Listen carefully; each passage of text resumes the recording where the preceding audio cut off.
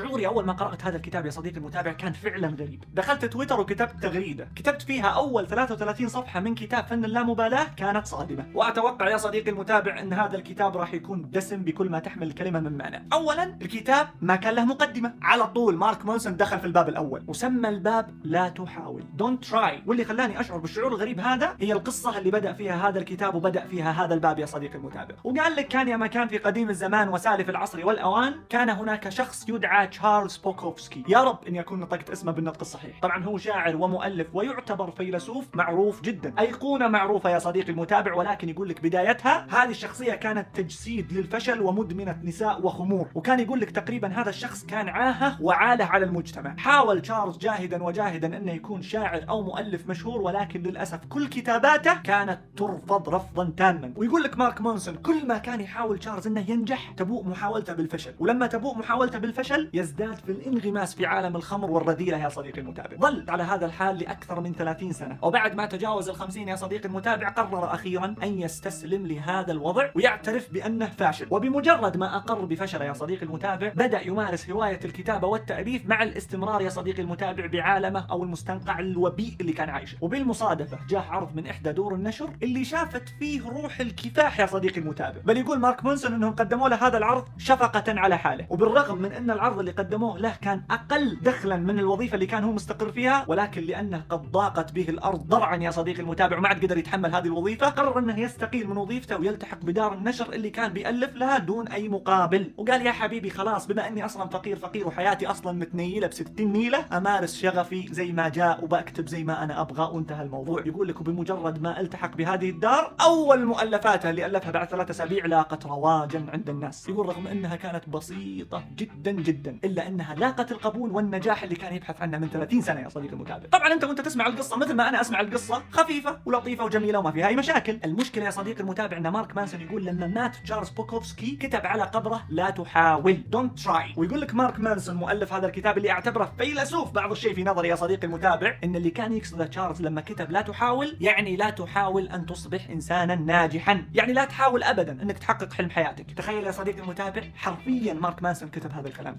ولو اني بيني وبينك حكمت في البداية على الكتاب وقلت هذا كتاب الفشلة، ولكني قلت ما ابغى اصرح بهذا الكلام ولا راح اثبته الا لما اشوف نهاية هذا الكتاب. وفعلا تابعت القراءة يا صديقي المتابع لين وصلت الى جزئية الحلقة الجحيمية، وبدأ يتكلم مارك مونسون عن حالة غريبة جدا انا في حياتي ما قد عشتها او قد عشتها ولكني ما اتذكر، ولكني متأكد ان في كثير من الاشخاص يعيش هذه الحالة اللي يتكلم عنها مارك مونسون. خلني اعطيك مثال بسيط يوضح لك هذه الحالة باختصار يا صديقي المتابع. قال لك تخيل ان في شخص عنده فوبيا من ركوب الطيارة، شخص يخاف من الطيارة. وقال لك تخيل معي ان هذا الشخص بدأ يفكر في خوفه من الطيارة، ليش انا اخاف من الطيارة وكيف اتخلص من الخوف من الطيارة وما الى ذلك. وقال لك تخيل معي انه تعمق في التفكير لين وصل لمرحلة انه فكر في خوفه من الطيارة نفسه. وقال خوفي من الطيارة هذا ممكن يتسبب لي بامراض قوية جدا وممكن حتى يتسبب لوفاتي، وهذا الكلام حقيقي جدا. شدة الخوف قد تتسبب بوفاة الشخص، وبدأ يخاف من خوفه من الطيارة. وهذا الشخص رسميا دخل في الحلقة الجحيمية، الدوامة الغير منتهية يا صديقي المتابع، اللي فيها تخاف من خوفك من شيء معين، او اذا كنت من الناس اللي يغضب بسرعة على اي شيء وتبدأ تفكر بغضبك وتقول ليش انا اغضب على اي شيء واغضب بسرعة، وتبدأ تغضب من نفسك لانك تغضب على اي شيء وبسرعة. شفت الدوامة هذه يا صديقي المتابع؟ في ناس تقلق لانها تقلق من شيء معين وتحزن على نفسها لانها تحزن من شيء معين، وهذه من اعجب الحالات اللي سمعت عنها يا صديقي المتابع. طبعا هنا انا ما اخفيك قاعد تسأل نفسي سؤال، ايش الرابط بين الحلقة الجحيمية اللي قاعد يتكلم عنها الان مع قصة تشارلز بوكوفسكي اللي قالها قبل شوي؟ ما ادري، خلنا نشوف. وقام مارك مانسون وجه رسالة للناس اللي تعيش هذه الحلقة الجحيمية يا صديقي المتابع، وقال لهم اي شخص يعيش هذا النوع من الحلقات الجحيمية تأكد انك انسان طبيعي، وان الامر اللي قاعد تمر فيه طبيعي جدا، بل انها من اكبر النعم اللي انعمها الله سبحانه وتعالى على الجنس البشري. قال لك المخلوق الوحيد اللي يقدر يفكر في افكاره هو الانسان، وهذه نعمة عظيمة جدا. فاذا كنت من الناس اللي يعيش هذه الحلقات تأكد انك انسان بكل ما تحمل الكلمة من معنى.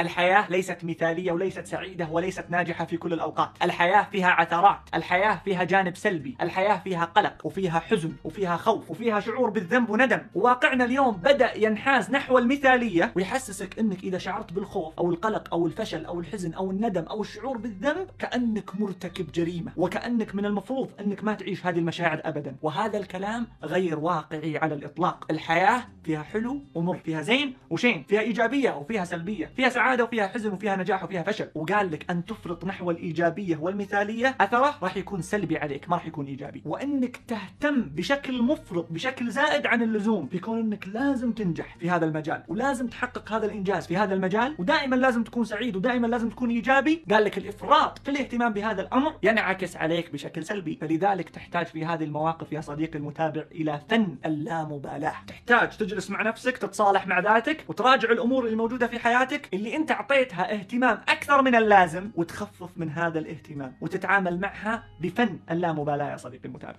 ولكن يقول لك مارك مانسون تحقيق هذه الأشياء اللي أنت تتمنى أنك توصل لها يتطلب منك أن تعيش الجانب السلبي المرافق لهذا النجاح. وأعطيك هذا الاقتباس العظيم نصا مثل ما قال في الكتاب: كل ما له قيمة في الحياة، أي شيء له قيمة في الحياة يجري كسبه من خلال التغلب على السلبية المرافقة له. أي شيء قيم في الحياة تحصل عليه لما تهزم السلبيات المرافقة له وتتخطى كل العقبات اللي جاية معه. وأي محاولة للهروب من الجانب السلبي أو تجنبه أو إسكاته أو قمعه لن يكون لها إلا أثر عكسي. تجنب المعاناة ليست إلا شكلا من أشكال المعاناة. الله الله الله الله، والله كلام حقيقي. خلني أعطيك تجربتي الشخصية يا صديقي المتابع. أنا من الناس اللي انفصل أمي وأبوي عن بعض لما كان عمري 10 سنوات، وقبلها طبعا كانوا يمرون بفترة فيها مشاكل كثير وكانوا مفترقين عن بعض من فترة أصلا، من يوم ما كان عمري تقريبا 7 أو 8 سنوات. فكنت يا صديقي المتابع أعشق المدرسة، لأن كل الطلاب اللي موجودين في المدرسة واللي أنا أدرس معاهم ما يعرفون عن حقيقة الخلاف الواقع بين أمي وأبوي. أحب المدرسة لأن المجتمع اللي موجود في المدرسة ما يدري عن طلاق أمي وأبوي، لأني كنت أستعر وأخجل من أني أعترف بالشيء هذا. ما أبغى الناس تدري أن أبوي وأمي متطلقين. طبعا وقتها أنا كنت طفل فأقدر أقول معذور، ولكن استمر هذا الموضوع معي لفترة طويلة جدا، ما بديت أعترف فيه بكل أريحية إلا تقريبا في المتوسط أو نهاية المتوسط تقريبا زي كذا. ولما اعترفت بهذا الشيء من جواي أصلا وبديت أقر فيه وأقوله وأعلنه عند الناس بكل أريحية، أنا عن نفسي ارتحت، لأن فعلا مثل ما قال مارك مانسون محاولة تجنب المعاناة هي شكلا من أشكال المعاناة أصلا. هل سبق وفكرت في أن المشاكل هي السبب وراء تطور الإنسان؟ أو خلينا نقول أحد الأسباب الرئيسة في تقدم الإنسانية؟ أنا عن نفسي ما قد جت في بالي هذه الفكرة أبدا، ولكن مارك مانسون في هذا الكتاب قال أن المشاكل هي أحد أكبر وأهم الأسباب في تطور الإنسانية، ووجودها هو أحد أهم وأكبر الأسباب للسعادة. وهذا هو الموضوع. الشخص في الحياة مشاكله بالنسبة له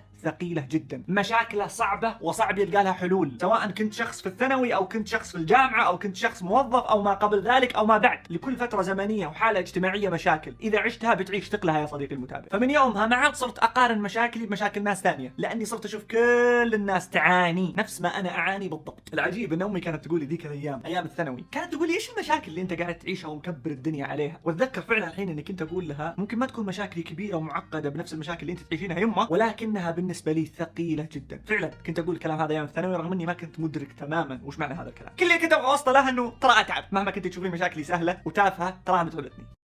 يقول فيها أن أحد الحقائق المرة اللي لازم تعرفها هي أن المعاناة أمر جيد من الناحية البيولوجية. المعاناة صحية جدا لك يا صديقي المتابع بيولوجيا. وقال لك الكلمة الخطيرة اللي وقفتني: المعاناة اللي نعيشها هي الدافع نحو التغيير للأفضل. لما تكون عايش معاناة بشكل من الأشكال، معاناتك هذه هي اللي تدفعك نحو التغيير للأفضل. صديقي المتابع الكلمة خطيرة جدا. لما تكون عندك معاناة قوية في الحالة المادية، هذا الشيء يدفعك انك تحسن من وضعك المادي، تبحث عن دخل إضافي، تبحث عن وظيفة مرتبها أعلى. لما تعاني من حالة اجتماعية تروح تبحث لك عن شريك حياة أو عن أصدقاء يغطون هذا الفراغ العاطفي. لما تعاني في بدنك من شيء معين حاول قدر المستطاع انك تحسن حياتك عشان تعيش بشكل أفضل. أي معاناة تعيشها في حياتك هي الدافع اللي تدفعك نحو التغيير والتحسين للأفضل. يا الله يا الله على العمق وعلى النظرة الجديدة. وقال لك عشان كذا الإنسان مهما كانت حالته اللي هو يعيشها، سواء نعيم مستديم أو جحيم قاتل أو حالة مزدوجة، الإنسان لا يشبع ولا يكل ولا يمل من التحسين والتطوير والتقدم والزيادة. فقير الحال دائما يسعى نحو التغيير للأفضل، والملياردير اللي عايش حياة نعيمية في جوانب كثيرة في حياته ما يرضيه ولا يغنيه ودائما يطمع للأفضل والأحسن. مهما كانت حالتك اللي أنت تعيشها لن تكون راضي عنها ولن تقف عليها، ستبحث للأفضل والأجمل. وعشان كذا